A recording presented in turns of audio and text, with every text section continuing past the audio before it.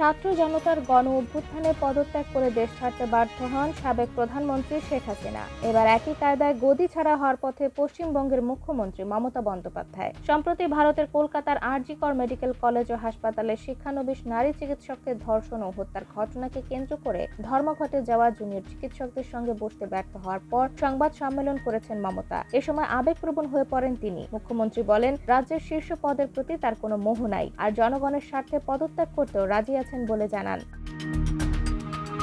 বৃহস্পতিবার বিকালে পশ্চিমবঙ্গ রাজ্য সরকারের সচিবালয় নবান্নে বৈঠকটি হওয়ার কথা ছিল। আন্দোলনরত চিকিৎসকদের প্রতিনিধিদের সঙ্গে বৈঠকের জন্য নবান্নের সভাকক্ষে মমতা 2 ঘন্টারও বেশি বসেছিলেন। তবে শেষ পর্যন্ত বৈঠকটি হয়নি, কারণ শুরু থেকেই মমতার সঙ্গে বৈঠকের জন্য তারা 2টি শর্ত দিয়েছিলেন। এর একটি হলো বৈঠকের সরাসরি সম্প্রচার, দ্বিতীয় শর্তে 30 জন প্রতিনিধি নিয়ে বৈঠকে যোগ দিতে চেয়েছিলেন তারা। এতে চিকিৎসকদের প্রতিনিধিরা বৈঠকের জন্য নবান্নের গেট পর্যন্ত এসেছিলেন। তবে সরাসরি সম্প্রচারের বিষয়টিতে রাজ্য সরকার আপত্তি জানালে বৈঠকটি আর করা হয়নি।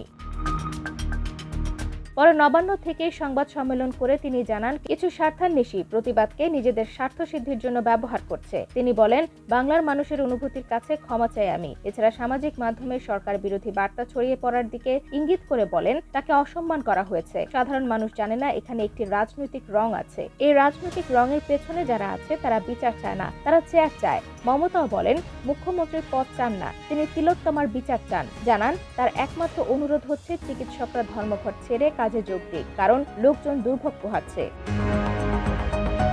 IBTV USA, new York.